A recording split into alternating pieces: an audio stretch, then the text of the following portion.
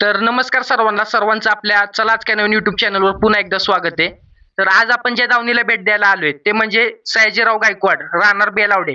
आज आपण त्यांच्या दावणीला भेट द्यायला आलेलो आहे आणि आपण सविस्तर संपूर्ण त्यांच्या दावणीची माहिती करून घेणार आहोत आणि खिलार गायविषयी देखील माहिती मिळवणार आहोत. तर आपल्यासोबत आज जोडले गेलेले आहेत रजनीकांत गायकवाड. तर काय सांगाल आपलं म्हणजे आपल्या गावाचं नाव वगैरे तुमची थोडक्यात ओळख सांगा आपल्या चॅनलला. माझं नाव रजनीकांत सयाजीराव गायकवाड राहणार बेलावडे. माझा म्हणजे पेशानं मी ग्रामसेवक आहे, परंतु खिलारची आवड असल्यामुळं आणि हा आमचा वडिलांचा म्हणजे आजोबांपासूनचा गायींचा एक छंद आहे आणि तो छंद आमची ही तिसरी पिढी चौथी पिढी आमची मुलं सुद्धा ही जोपासत आहेत. अगदी जसं तुम्ही सांगितलं की तुम्हाला पारंपरिक खिलार गायींचा छंद आहे, म्हणजे तुमच्या दावणीला पहिल्यापासून खिलार गायी आहेत. हो हो हो, पहिल्यापासून खिलार गायी आपल्याकडं. पूर्वी आमच्या आजोबांच्या काळात 10-12 गायी असायच्या, त्यानंतर वडिलांच्या काळात पुन्हा 2-3 असं कमी झालं होतं. परत दरम्यानच्या कालावधीत अगदी म्हणजे 2012 ते 2020 पर्यंत म्हणजे आमच्याकडे फक्त आता 2च गायी राहिल्या होत्या. आणि परत जसं 2020ला जसं कोविड सुरू झालं तसं एक हे वाटायला लागलं की आपल्याकडं खिलार गायी असणं गरजेचं आहे, की त्याचा जो हे आहे काय म्हणतो आपण, त्याचं शेण, गोमूत्र, दूध, तूप या गोष्टीची गरज वाटायला लागली कोरोना नंतर. आणि तेव्हापासून मग असं एक हे वाटलं की आपल्याकडे सुद्धा गायी पूर्वीसारखं आपलं एक हे असला पाहिजे, एक 8-10 गायी तरी असल्या पाहिजेत. अगदीच बरोबर. तो प्रश्न मी तुम्हाला विचारणारच होतो.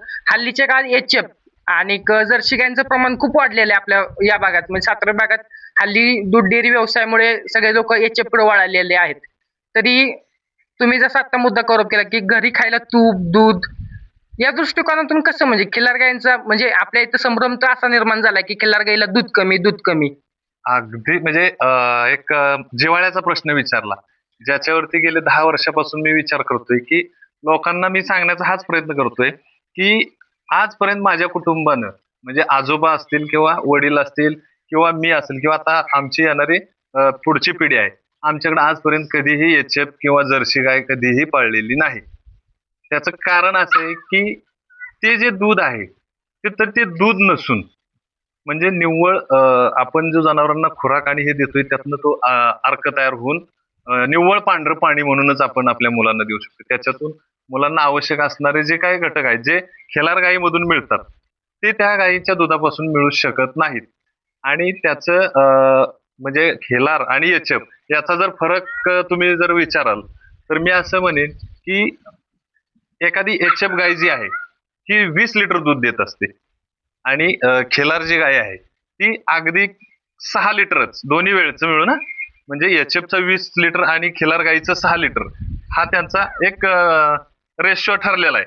तर जर तुम्ही त्याचं बाजारभाव मूल्य जर बघितलं तर एचएफचं जे दूध आहे किंवा जर्सीचं जे दूध आहे ते मिनिमम 35 रुपये लिटरनं दूध जातं.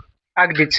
आणि हेच आपलं खिलार गाईचं दूध हे आज बाजारात 100 ते 120 रुपये लिटरनं जातं. जर त्या 20 लिटरचा एचएफचा जर दुधाचा जर आपण कॅल्क्युलेशन केलं तर साधारणतः 35 दुनी 70 म्हणजे 700 रुपयाचं ते दुधाचं कॅल्क्युलेशन आहे. आणि खिलारचं जर तुम्ही बघितलं तर ते 6 लिटरच दूध आहे, म्हणजे ते जर 6 लिटर 120 किंवा मी म्हणतो 100च रुपयानं दुधाचा दर पकडा तर ते 600 रुपयाचं दूध आहे. जर त्या दोन्हींची जर तुलना केली आणि त्यातला जर मेंटेनन्स जर आपण जर बघितला तर एचएफ गायीला तिची जेवढी दुधाची क्षमता आहे तेवढ्या पटीत तिला खुराक द्यावा लागतो. पण या देशी खिलार गायीचं वैशिष्ट्य असं आहे की तुम्ही जेवढं तुम्ही द्याल अगदी कमीत कमी जरी दिलं तरी तिचं दुधाचं जे प्रमाण आहे त्याच्यात कुठलाही बदल होत नाही. म्हणजे उत्पादनावरचा जो खर्च आहे एचएफचा आणि खिलारचा ह्याची जर तुलना केली तर नक्कीच खिलार गायीचं संगोपन करणं फायदेशीर ठरत आहे. अगदीच. आता आपला विषय आहारावर आलाय तर आपण आहाराबद्दल थोडंफार जाणून घेऊया. आता आम्ही बघतोय हा जो तुमचा जो भाग आहे हा डोंगराळ भाग आहे. बरोबर. तर या गायी डोंगरात वगैरे चारा वगैरे जातात. हा, आता कसं होतंय, आता आपल्याकडे ज्यावेळेस जून जुलैला पाऊस पडल्यानंतर ज्यावेळेस गवत डोंगराला फुटतंय त्यावेळेस आपल्या गायी जुलै ते अगदी जानेवारी महिन्यापर्यंत डोंगरात चरून येतात. आणि त्यानंतर मग आपल्याकडे डोंगराचं गवत कमी झालं की आपण जागेवरती जून महिन्यापर्यंत गायी जागेवर ठेवतोय. अगदीच. म्हणजे ते 2 महिने मधले 2 ते 3 महिने आपल्याला गायी जागेवरच त्यांना सांभाळावं लागतं. गाय फिरण्याने म्हणजे जशी गाय डोंगरात वगैरे चरते वगैरे त्यात आणि म्हणजे फरक कसा जाणवतो म्हणजे आहारात? आहारात आता चरून येणे आणि जागेवर असणे हा. सगळ्यात महत्वाचं. जनावरांना व्यायाम हा महत्वाचा असतो. अगदी चरून आल्यानंतर जरी त्यांना पोटभर जरी खायला नाही मिळालं तरी पण त्यांच्या शरीराला जो आवश्यक व्यायाम असतो तो मिळतो. आणि चरल्यानंतर कसं होतंय, आपण जर जनावर गोठ्यात जर बांधून ठेवलं तर आपल्याकडे जो उपलब्ध चारा असेल तोच आपण त्यांना देऊ शकतो. पण डोंगरात जर किंवा असं मोकळ्या रानात जर चारायला सोडल्या तर त्यांना वेगवेगळ्या प्रकारच्या वनस्पतींचं त्यांना म्हणजे खाद्य म्हणून उपलब्ध होत असतं, ज्याची आपल्याला काही माहिती नसते. पण ते जनावर जर खाल्लं तर जनावरांना त्याच्यापासून पोषक म्हणजे प्रोटीन्स वगैरे मिळू शकतात. अगदीच. आता खिल्लार गाईच्या आपल्या दुधाविषयी झालं. खिल्लार गाई जर आता आपण बऱ्याचशा भागात बघतो की खिल्लार गाय एक भाकड म्हणून पाळली जाते किंवा भाकड गाय एक दावणीला असावी गोमूत्र शेणासाठी. असं त्या लोकांना तुम्ही काय म्हणजे सल्ला द्याल? माझं तर असं म्हणणं आहे की भाकड काळ हा शेतकरी स्वतःहून जनावर लादतोय. आज जर तुम्ही माझ्याकडच्या गायी जर बघितल्या तर माझ्याकडच्या गायी अशा आहेत की लागवड झाल्यापासून 7 महिन्यापर्यंत दूध देणाऱ्या गायी आहेत. फक्त शेवटचे 2 महिने फक्त दूध आपल्या गायी देत नाहीत. आणि दुधाचं प्रमाण जर तुम्ही म्हणाल तर माझ्याकडची एकही गाय अशी नाही की 3 लिटर पेक्षा कमी दूध देते एका वेळेला. 3 लिटर वासरू पाजून 3 लिटर प्लस दूध देते. अगदीच आता आपला दुधाचा विषय निघालाय. तर दुधाच्या विषयावरून मला एक विचारायचंय की इनब्रीडिंग विषयी तुमचं काय म्हणणं आहे? इनब्रीडिंग हा जो विषय आहे आतापर्यंत म्हणजे आता या ज्या गायी आहेत, आता या गायींचे आपल्याला म्हणजे त्याचं मूळ आपण शोधण्याचा प्रयत्न केला पण आपल्याला ते मूळ शोधता आलं नाही. की बाबा आता एखादी सिद्धापूर लाईनची गाय असेल, एखादी त्रिकोंडी लाईन. त्रिकोंडी लाईनची गाय असेल. पण आता हे कसं होत आहे, आता इनब्रीडिंगचा जो विषय तुम्ही आता काढला तर तो आपल्याला यांची हेच माहिती नाही, मूळ वंशावळ वंशावळ माहिती. माहिती नाही. आता ह्या गायी ज्या आहेत ह्या आपण आपल्या भागात जिथं जशा उपलब्ध होत्या सिलेक्ट करून आपण त्या उपलब्ध केलेल्या आहेत. त्यामुळे इनब्रीडिंगचा विषय जर तुम्ही असं म्हणाल तर आपण आपल्या भागात म्हणजे शेंदूरजणी वाई असेल, इकडं शेळकेवाडीचे अमोल कदम असतील किंवा फडतरवाडीचे स्वप्नील फडतरे असतील, या मंडळींच्याकडे जे उपलब्ध वळू आहेत त्यांच्या मार्फत आपल्याकडे म्हणजे गाय रेतन केली नैसर्गिक रेतन आपण नेहमी करतोय. आता आपल्याकडे ज्या गायी आहेत त्या सगळ्या स्थानिक गाय आहेत. हो हो, अगदी अगदी. म्हणजे अगदी तुम्ही सिलेक्ट करताना कसं केलं? म्हणजे खिल्लारमध्ये पण बऱ्याच उपजाती आहेत. मध्ये उपजाती खूप आहेत. आता त्याच्यात कसं आहे, आता आमच्या वडिलांना छंद होता. अगदीच म्हणजे आता 2 मिनिटं मी तुम्हाला थांबवून बोलतो. अगदीच आम्ही बघतोय हं. की काजळी खिल्लारचं प्रमाण तुमच्या दावणीला खूप जास्त दिसते. नाही, काजळी खिलार म्हणता येणार नाही. मग हे आपल्याकडचं जे खिलार हे आपलं तसं बघितलं तर हे गावरान खिलार आहे. गावरान खिल्लार. म्हणजे त्यात गाजरी खिलार मिक्स आहे. काजळी प्युअर काजळी म्हणाल तर एक फक्त ते पण योगायोगानं असंच मला बाहेरून उपलब्ध झाली कालवड. हा. आता ती आपण आत शेड मध्ये बांधली, ती इतकी पिसार करते की ती अशी म्हणजे बुजार बुजार काजळी. आहे. हा, हा. तर ती काजळी आपल्याकडे तसं आपण काय काजळी किंवा गाजरी किंवा धनगरी कोसा असं कुठलाही विचार न करता फक्त आम्ही एकच शोध घेतला की या गायीची आई दूध किती देत होती आणि आता ही आपल्याकडे दूध किती देईल. अगदीच म्हणजे तुम्ही दुधाची वंशावळ तयार करण्याच्या एका ह्याच्यात आहात. बरोबर बरोबर. अगदीच. मग आम्हाला गायींविषयी जरा माहिती सांगा. आता ही जी समोर आपण गाय पाहतोय ही वगैरे कोणत्या जातीची वगैरे काय येईल? आता ही गाय धनगरी कोसा खिलार मध्ये येते. धनगरी कोसा किल्लार. हा. आता ही गाय जी आहे ही आपण ह्याच्यात सांगली जिल्ह्यातला नागज हा. जे उमेश बसवेश्वर स्वामी नागज यांच्या गावातील आहे, त्यांच्या वळूकडची पैदास आहे किंवा नाही याबद्दल काही मी खात्री देऊ शकत नाही. हा हा. परंतु नागज मधून ही गाय मी घेतली होती. त्यावेळेस काही म्हणजे फक्त लागवड वगैरे काही झाली नव्हती, वायाला गेलेली होती गाय एकदम. अगदी म्हणजे पहिला रूप. पहिला रो. अच्छा अच्छा. म्हणजे तिथनं आणून तुम्ही गाय तिथून तयार आणून वगैरे. आपण गाय ही तयार केली. अच्छा. आता गायचं येत किती आहे? आता या गायचं हे खोंड आहे बघा, या गायचं हे 3रं वेत आहे. 3रं वेत आहे. आता तुम्ही जसं सांगितलं की नैसर्गिक रत्नातनं आपण गाय भरवतोय. बरोबर. तर हा खोंड जो आहे तो कोणत्या बैलाची पैदाशी काय? हा खोंड चेतन नवले शेंदूरजणे यांच्याकडे जो सर्जा म्हणून बैल आहे, सर्जा. हा, त्या बैलाची. तो कोणत्या लाईनचा आहे? तो तिकोंडी लाईनचा बैल आहे. तिकोंडी लाईनचा आहे. सॉरी, सिद्धापूर लाईनचा बैल. सिद्धापूर लाईनचा आहे. अच्छा अच्छा. वान मात्र खोंडानं आईवर घेतलाय. हो हो हो. म्हणजे तो वळू पण पांढराच आहे का संपूर्ण? नाही, वळू कोसा आहे. कोसा आहे. आता हे लहानपणात थोडस हे राहणार, त्याचा नंतर कलर थोडासा चेंज होत राहणार. अगदीच अगदीच. गायकवाड साहेब, आम्ही जे मागे शेण बघतोय म्हणजे हा उकांडा आहे. हम्म. आता त्यात तुम्ही पूर्ण म्हणजे पूर्ण शेणच आहे. पूर्ण शेण आहे. मिक्स वगैरे काही नाही. अजिबात गवत सुद्धा नाही, गवताची काडी सुद्धा हा, येणार मग नाही. तेच आम्ही बघतोय. मग आता सेंद्रिय शेती करण्याच्या म्हणजे दृष्टिकोनातून काय सांगाल त्या? सेंद्रिय शेतीचा आता जो विषय काढला, आता हा छंद जो आहे हा आपल्याला फार पूर्वीपासूनचा छंद आहे. आणि आपल्याकडं अंजिराची एक बाग होती, अच्छा. जी आता गेली 2 वर्षापासून आम्ही ती काढून टाकलेली आहे. आता ती काढून टाकण्यामागचा उद्देश म्हणजे आपल्याकडच्या ह्या डोंगररानाला जनावरांचं म्हणजे डुक्कर, मोर आणि पक्ष्यांचा जास्त प्रादुर्भाव व्हायला लागला आणि त्यातनं आम्हाला उत्पन्नच आम्हाला हातात काय भेटत नव्हतं, म्हणून आम्ही ती बाग काढून टाकली. जर ते बाग आता माझ्याकडे त्या बागेचे त्यावेळेचे व्हिडिओज आहेत, फोटो आहेत, तर त्या ह्याच्यात पूर्णपणे सेंद्रिय म्हणजे त्याला खाद्य म्हणजे खत म्हणून फक्त खिलार गाईंचं शेणखत आणि त्याच्यावर स्प्रे करायचा असेल तर फक्त आपण याचं गोमूत्र हे केलं गोमूत्राचा होतं. वापर केला आणि होता. त्याचे रिझल्ट एवढे जबरदस्त आले की एक अंजीर 150 ग्रॅम पेक्षा जास्त मोठा, एवढे त्याचा म्हणजे हे आहे. अगदीच अगदीच. म्हणजे सेंद्रिय शेती केलेल्याचा एक कुठेतरी फायदा नक्कीच ऑर्गॅनिक फार्मिंग कडे वळण्याच्या बाबत. होय होय. अजून एक तुमच्या भागात मोठ्या प्रमाणात झेंडू म्हणजे फुलं झाडाची फुल शेती शेती वगैरे केली जाते. जाते. आणि आता बरेचसे लोक त्याला औषध वगैरे कीटक फवारणी वगैरे खूप. वापरत असतात. होय होय कलकत्ता झेंडू तुम्हाला स्थानिकला हो. जरा जोरातच आहे. होय होय होय. त्या गोमूत्र वगैरे पण आता ते कसं होतंय, आता आपल्याकडे जेवढा अवेलेबल होईल तेवढं आपण आपल्या ह्याच्या शेतीत वापर करतोय आणि त्याचे रिझल्ट आपल्याला स्वतःला आलेले, त्यामुळे आपली जवळपास 90% शेती ही सेंद्रिय आहे. अगदीच. या पुढच्या काय विषयी काय माहिती सांगाल? आता ही जी गाय आहे ही गाय आपण आपल्याच परिसरात उपलब्ध केलेली आहे. अच्छा, म्हणजे कुठली ही गाय? ही पण धनगरी खिलारच. धनगर किल्लार म्हणजे हो. खरेदी का आपली घरचीच? नाही नाही नाही, ही पण खरेदी अच्छा, ही कोणाकडून वगैरे काय का बाजारावरून? बाजारावरून खरेदी केलेली आहे. अच्छा, तुम्हाला पाचवडचा बाजार जवळ ना? पाचवडचा बाजार आहे आपल्याला आणि कराड. कराडचा. हा. अच्छा, हिचं की तू येत वगैरे काय? हिचं हे दुसरं वेत आहे. दुसरं येत दुसऱ्या वेताला हिला कालवड झाले, खोंड आहे. खोंडे. आणि पहिल्या येताला पहिल्या येताला पण खोंडच होता. खोंडच होता. ती कुठल्या बैलाची पैदास वगैरे काय? त्याची पहिलं जे आहे ते सिमेंटचा हा. कोंड आहे. बघितला मी आता कोपऱ्यात उभा आहे तो कोंड. हा अगदीच अगदीच. गायकवाड साहेब, या ज्या दोन्ही गाय आहेत ना तुमच्या, आता आम्ही बघतोय हा. ती पलीकडची आहे ना, तिचं नाव काय म्हणालात? तिचं खिलारी. खिलारी. अगदी ती कातीला वगैरे मऊ अगदी म्हणजे बघण्याजोगी, प्रदर्शनात मांडेल अशी जोडी आहे तुमच्या दोन गायांची.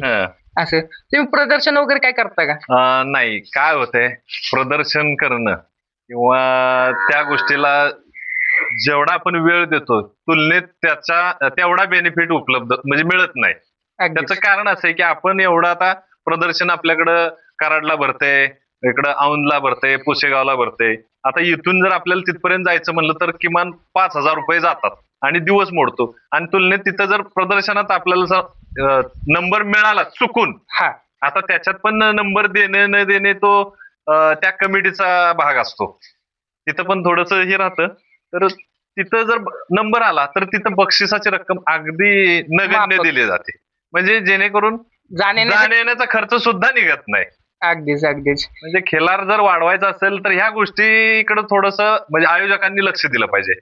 अगदीच गायकवाड साहेब, आता आपली तुम्ही मागची मुलाखत बघितली असेल अर्जुन महाराज साळेकर, हा त्यांनी देखील हा सेम पॉईंट जो आता तुम्ही उचललाय पॉईंट, हा सेम पॉईंट त्यांनी उचलला की अगदी म्हणजे प्रदर्शन म्हणजे तुम्ही ती मुलाखत बघताल तर अर्जुन महाराजांनी सांगितले की प्रदर्शनात जाऊन बाकीच्यांचा काय फायदा होत नाही.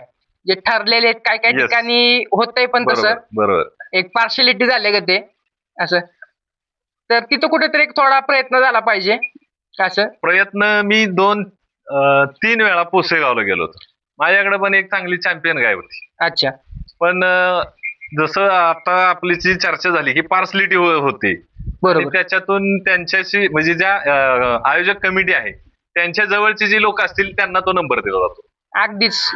आता आपला ह्याचा जो विषय निघालाय त्याच्याच अनुसरून एक प्रश्न आहे माझा की जे जो आपण बघतो प्रदर्शनात त्यात नक्की गायांबद्दल बघितलं काय जातं नक्की?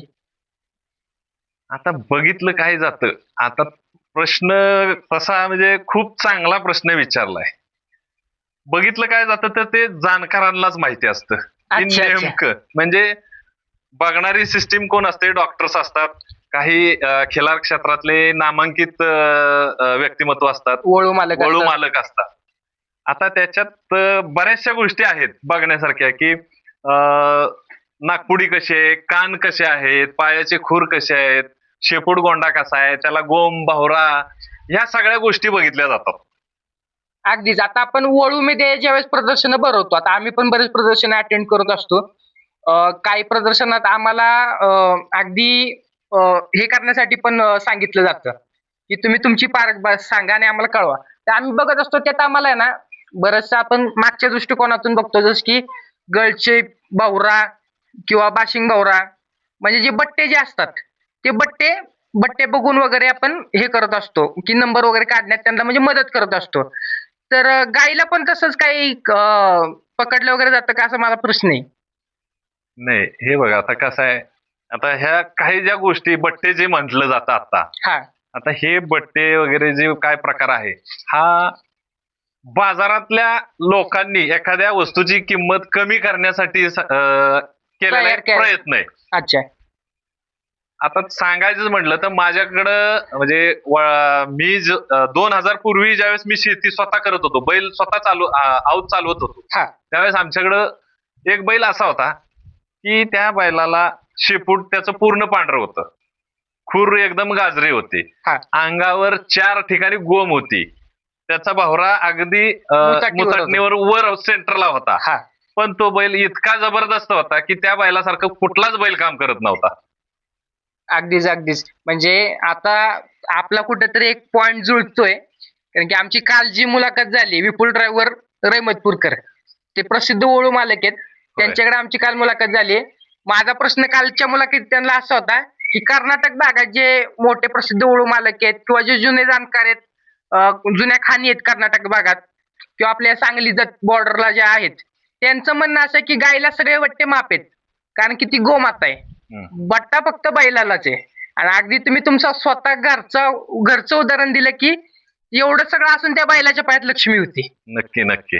अगदी म्हणजे खरं तर आपण ते बट्टे भोवरे वगैरे ते फक्त बाजारभावापुरते. बाजारभाव कमी जादा करण्याचा तो एक प्रयत्न आहे. अगदीच, अगदीच. आता आपल्या पुढच्या काय विषय माहिती सांगा. कुठे गायकवाड साहेब ही घरची पैदास आहे का? ही घरची पैदास आहे. अगदी. हिचं नाव आहे चंद्रा. चंद्रा म्हणजे माझा अंदाज बरोबर लागला. हा. आता ही जी गाय आहे ही आपण आपले फडतरवाडीचे स्वप्नील फडतरे हा. यांच्या त्या वळू चंदरवळूची पैदास. हा. आता ही जवळपास आता अडीच वर्षाची झाली, अजून दात लावलेला नाही, पण आता आम्ही लागवड केलेली आहे. लागवड केली तरी पण आदत मध्ये हिचं माप बी भरपूर मोठे. हो हो म्हणजे मापाला वगैरे भरपूर आहे. हो. तर काय चालली म्हणजे भविष्यात दुधाला? दुधाला ही कमीत कमी 3 लिटर म्हणजे 2 वेळचं 6 लिटर दूध नक्की द्या, वासरू पाजून. वासरू पाजून. आज आपल्या दावणीची एकही गाय अशी नाही की ती 3 लिटर पेक्षा कमी दूध देते एका वेळेला. अगदीच अगदी म्हणजे तुम्ही या क्षेत्रात अगदी पूर्ण दुधावर काम केलेलं आहे. होय. आणि ही आम्ही समोर बघतोय ही तुमची घरचीच पैदास आहे. हो. हिची आई आतमध्ये बांधलेली आहे. अच्छा. ही आता कोणाकडून भरवली गाय? नाही, आता ही 2 वेळा आपण ह्याला नेलेली, वळू दाखवला. शेळकेवाडीला नेली होती, परंतु वळूवर पहिल्यांदा लागवड होईना. हा. मग आम्ही थोडस वेगळा डॉक्टरांशी थोडीशी चर्चा केली, तर ते म्हणले की एकदा आपण फर्स्ट ट्राय हा सिमेंटवर करूया. अगदीच म्हणजे आणि आता त्यांनी सिमेंटवर. सिमेंट भरलं, पण सिमेंट पण त्यांनी म्हणजे डॉक्टरांनी तर सांगितले की खात्रीशीर आहे, हा. पण आपण त्याच्या काही खोलात शिरलो नाही. आता काही वेळेस डॉक्टरांचा सुद्धा विश्वास ठेवावा लागतो. बरोबर आहे. तर त्यांनी सांगितले की आपण चांगल्या दर्जाचं सिमेंट भरूया, आणि त्यांच्या ऐकून आपण हिची रेतन करून घेतलेले. आता ती जवळपास एक पावणे 2 महिन्याची गाभण आहे. गाभण आहे, हा. गाभण आहे. अगदीच गायकवाड साहेब जर तुम्हाला भविष्यात जरी असं काही जर जाणवलं हा. तर मी माझ्या सल्ल्यातून सांगतो म्हणजे माझ्या अनुभवातून सांगतो. तसं तुमचा अनुभव माझ्यापेक्षा जास्तच आहे, पण तरी पण आम्ही या क्षेत्रात फिरतोय वगैरे. की तुम्ही पिशवी साफ करून घ्या, हम्म. त्यानंतर वळू दाखवायला आणि गाय भरताना ना चढत्या माजाला गाय भरावी, म्हणजे उतरत्या माजाला भरू नका. बरोबर आहे. अगदी. आता विषय काय होतो, काही जनावरांचा माज हा 5 दिवस चालतो, काही जनावरांचा 3 दिवस असतो आणि मुकामाच पण आणि असतो. काही जनावरांचा मुकामाज असतो की तो आपलं जर त्या जनावरावर पूर्ण लक्ष असेल तरच ते आपल्याला समजून येणार. आता ह्याच्यातलं काय म्हणजे ह्याचा जर भाग बघितला ह्याला रे, तर आपली ही जी पलीकडची जी गाय आहे हा. ही 5व्या दिवशीच्या माझावर जर भरली तरच लागते. लागवड होते. अच्छा. आणि ही जी गाय आहे ही अगदी पहिल्या दिवशी जरी माझ्यावर असली ना तरी त्या दिवशी लागवड होते. अगदीच. तरी पण आहे ना, जर चढत्या माजाला भरली किंवा आता तुमचा जसा अंदाज आहे, तुम्ही पालक आहे, असं प्रत्येक पालकांचा अनुभव वेगळा असतो. असं त्यानंतर गाय भरल्यानंतर एक लॉकचं इंजेक्शन येतं, ते डॉक्टरांकडून हे करत जा, म्हणजे मारून घेत जा. त्याचा फायदा असा की गाय उलटण्याचे चान्सेस फार कमी असतात. आता माझ्याकडे जवळपास 8 गायी आहेत. हा. आजपर्यंत असं कधी झालंच नाही की आपण बैलाकडून गाय भरून आणली आणि गाय उलटली, असं कधी झालंच नाही. त्यामुळे तो प्रयोग करण्याची वेळच आली नाही. अगदीच बरोबर. ज्यावेळेस असं कधी इन केस वाटेल किंवा असा अनुभव येईल त्यावेळेस आपण नक्कीच तो प्रयत्न करून बघूया. चालेल. हा म्हणजे हा एक अनुभवाचे बोल. असं आपली जी मुलाखत अजून जे इतर शेतकरी बघताल त्यांना एक ह्यातून माहिती मिळेल. असं आणि शेवटी किती काय केलं तर दावणीचा पाय गुंत असतो. आता तुमचं घरची जुनी पारंपरिक चालत आलेली दावण आहे, पण तुम्हाला अनुभव नक्कीच भरपूर आहे. पुढच्या गायविषयी काय सांगाल? या गायचा बुजारपणा आम्ही बघतोय, अगदी एकदम चपळ गाय, कानाची एकदम कानकावाळी वगैरे तिचं एकदम लक्ष आहे. आता ही गाय म्हणजे आमच्या घरातली किंवा कुटुंबाची लक्ष्मी म्हणायला लागेल. अच्छा. आता ह्या गायीचा थोडासा इतिहास सांगतो. आपल्याकडं एक म्हैस आम्ही आपल्या इकडं गावाच्या शेजारी कुंभारगणी म्हणून गाव आहे, तिथून म्हैस खरेदी केली होती आणि ह्या जे गाय कालवड होती हिला जी सवय होती ती त्या म्हैशीची होती. आता म्हैस खरेदी केली पण म्हैस काही आहे ना आणि ही पण कालवड तिथं काय थांबना. अच्छा, म्हणजे पहिल्या मालकाकडं. मग त्या मालकानं सांगितलं की तुम्हाला ही कालवड सोबत घेऊन जावी लागेल. अच्छा, म्हणजे म्हशी सोबत. तर ते म्हटलं बाबा तुमचे काय असतील तर नाही म्हणले, अशी तिला सवय त्या म्हशीची आहे तर तुम्ही त्याच्या सोबत ही तुम्हाला अशीच फुकट घेऊन जा. फुकट घेऊन जावा म्हटल्यावर ही गाय आम्ही आणली. वर्षभर एकदम वायाला गेलेली होती. वर्षभर सांभाळली. त्यावेळेस साधारणतः म्हशी बरोबर आली त्यावेळेस असेल तिचं वय 6 वर्ष. आणि तिच्यासोबत आणली आणि परत एक 7-8 महिने आम्ही सांभाळली. पण हिच्याकडे बघितलं असं लक्षच लागत नव्हतं ही गाय काय करावी, कारण की ही जी शिंग जी होती की नाही ही शिंग कम्प्लीट ह्या वशिंडात इतकी पाठीमाग आणि ही जे डोळे जे आहेत ते डोळे आता जरा तिची तब्येत चांगली असल्यामुळे दिसून येत नाही, तर डोळे असे बाहेर होते, त्यामुळे हिच्यावर लक्षच जायचं नाही. पण एक दिवस असं अनपेक्षितपणे की दुर्लक्षित झालेली गाय पण म्हणजे माझ्यावर आल्यानंतर मग म्हटलं चला बघूया, एक प्रयत्न करूया. हे केला पण म्हणजे सिमेंट भरलं. सिमेंट भरल्यानंतर गाय लागवड झाली आणि गाय लागवड झाल्यानंतर इतके म्हणजे तिला ताकद पण चांगली यायला सुरुवात झाली आणि एवढं तिच्यावरती लक्ष जायला लागलं की असं वाटायला लागलं हिच्यासारखी दुसरी गायच नाही, कुठलीच नाही. आणि ही गाय 4-4 लिटर दूध देते. म्हणजे ती पहिली गाय म्हणायची का तुमच्या दावणीची? हो. तशा यापूर्वी गायी होत्या, आपण गायी विकल्या पण आता ह्या सगळ्या दावणीत आपली ही सगळ्यात पहिली गाय, जुनी गाय 2017 मधली. आता हिचं 5-6वं येत आहे. अगदीच ही स्थानिक गाय म्हणायला लागेल. हो. या भागातली उंबरखणी म्हणजे तुमचं शेजारचंच गाव. हो. म्हणजे अगदी शिंगाला वगैरे जाड कांबळ वगैरे सगळं जिथल्या तिथे गायला. सगळ्यात महत्वाचं इतकी शांत गाय की लहान बाळानं जरी कासलं दूध पिलं तरी ती पाय सुद्धा हलवणार नाही. अगदीच आपण बघतोय समोर गायला फाउंडेशन जोरात या गायीनं आजपर्यंत आपल्याला तर हे 6वं येत आहे, त्यापैकी 4 खोंड दिलेत. 4 खोंड. हो. ती 4 खोंड आता म्हणजे आपली विक्री आपला एक टार्गेट असं असते की आपण 1 वर्षापेक्षा जास्त दिवस खोंड सांभाळत नाही. अगदीच म्हणजे 10-11 महिन्यातच आपण खोंड विकतोय. प्रपंच एवढा मोठा आहे म्हणजे आता आपण बाहेर तरी 4च गाय घेतल्यात अजून आतमध्ये- आत 4 आहेत. अजून आतमध्ये पूर्ण दावण आहे, हो. प्लस बारकी वासरं आहेत वासरं मागं आहेत. 5 आता तुम्हाला सांगायचं म्हणलं तर ही आता कालवड आहे, पहिला रोय हा इतकी शांत आहे. अगदी ही पण कासत वगैरे हात घालून वगैरे देते. काहीच म्हणजे अगदी लहान मुलांनी सुद्धा तिला हे करावी, ही घरीच तयार केली ना घरी तुम्ही? तयार केलेली. काही आहार वगैरे काय आहे? आहार रेग्युलर आहार आहे याच्यात, म्हणजे वेगळं असं काही नाही. आपल्याकडं आपला हा जो भाग आहे हा तसा दुष्काळीच भाग म्हणावा लागेल. बरोबर.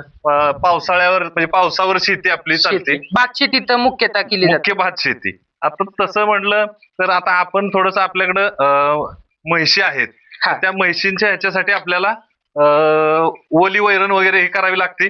तर ओली वैरण म्हणाल तर थोडस अगदी म्हणजे घास जो आपण मुरघास करून मुरघास. ठेवतो, हा तर तो मुरघास आपण यांना एक वेळ देतोय. बाकी आपली जी वैरण आहे ही कडबा कुट्टी आणि गव्हाचं भुसकाट. भात्यान वगैरे काय? भात्यान आता होतच नाही. आता अच्छा. मशीन भात मळलं जातं, हा. त्यामुळे ते भात्यान राहिलं नाही आता पहिल्यासारखं. अगदीच अगदीच. हिला पशुखाद्य कोणते? पशुखाद्य याला ते कारगिलचं येतं आणि थोडस आपण ह्याच्यात हे देतो सरकी, सरकी. म्हणजे तिची स्किन जी तुम्ही म्हणाल, हा ही चमक आता ती चमक. दिसते आपल्याला. हा, कारण की जे आपण दुधाळ जनावरांना जे देतोय हा हा त्यातलं थोडस आपण यांना पण थोडं थोडं हे करतोय, त्यामुळे त्याची स्किन एवढी ही झाली. अच्छा, चमक भरपूरच येईल. खुरं वगैरे नक्या काळ्या, शिंग एकदम काळी, एकदम मस्त, म्हणजे नागपुडी काळी, शिपटीचा गोंडा काळा. आता पुढचा जो खोंड बघतोय आम्ही, हा खोंड कोणत्या गायचा? हा खोंड त्या पलीकडच्या गायचा आहे, 1 नंबरच्या गायचा आहे. आपण जी म्हणजे तिच्या पहिल्या म्हणजे या आत्ताच्या खोंडाच्या आधीच्या आधीच. याच्याचा. हा, अच्छा, आता ती गाय वेली ती एक 8-10 दिवस झाले वेलेली. म्हणजे आता किती दिवसात भरला होता? लागवड किती दिवसात? लागवड तिची लगेच आपण दुसऱ्या महिन्यातच केली होती. दुसऱ्या महिन्यातच दुसऱ्या केली. महिन्यातच केली. म्हणजे ते खाली हा खोंड तिच्या खाली होता. खाली होता. किती दिवसाचा होता काय? 2च महिन्याचा. 2 महिन्याचा. आणि ते हो, या त्यांना काय कोड साहेब भाकड काळ खूप कमी जातो. कमी जातो. म्हणजे भाकड काळ मगाशी जो आपण विषय केला की नाही, हा हा की लोक म्हणतात की भाकड काळ जादा राहतो. हा. तर जनावर भरायचं कधी हे ज्याला समजतं त्याच्या जनावरांचा भाकड काळ कमी राहतो. अगदीच. आणि गायला हिट वर यायची रेग्युलर सवय लागते. सवय. हा, अगदीच. हा खोंड पण जोरात आहे. ह्याची पण कात वगैरे एकदम चांगली आहे. आपली खोंड नक्की विक्री कशात होते? कुठल्या क्षेत्रात जातात? आपली आतापर्यंत जेवढी जी खोंड आपण आता जवळपास या वर्षात 3-4 खोंड जी विकली, हा. ती सगळी शर्यत क्षेत्राला गेलेली आहेत. शर्यत आणि- क्षेत्रात. हा, सरासरी आपण एक खोंड 60-65 हजार रुपयाच्या रेंज मध्ये दिलेला आहे. 10 महिन्याची वासरं. अगदीच अगदीच. 1 वर्ष सुद्धा मी सांभाळत नाही वासरू. अगदी म्हणजे समोरचा घेणारा मालक पूर्ण त्याच्या हातावर पाडून तयार हो, करू हो, शकतो हो. खोंड. म्हणजे त्यांनी ती तयार करायचं. कुंभार जसं एखादं मडकं मडकं. घडवतो हा. तसं त्यानं ती वस्तू घडवायची. आपलं काम फक्त प्रोडक्शन करणे. अगदी अगदी. आणि हा तुमचा जो डोंगराळ भाग आहे, ह्याची गुरंही मोकळी चरतात. ह्यांच्या नक्क्या वगैरे कधी वगळणार नाही काय कोट साहेब? नाही, काय होते आता आपल्याकडे 3-4 महिने जी बांधून असतात आता, हा त्यावेळेस थोडीशी नक्की वाटते, पण पावसाळ्यात एकदा ती सुरू झाली चालायला रेग्युलर. की ऑटोमॅटिक ती नक्की झिजून वाटीसारखीच नक्की होणार. अच्छा, अगदी. मग डोंगराळ चढून सगळी हो, हो. वनस्पती वगैरे खाऊन ही खोंड तयार होतात, पोचली जातात.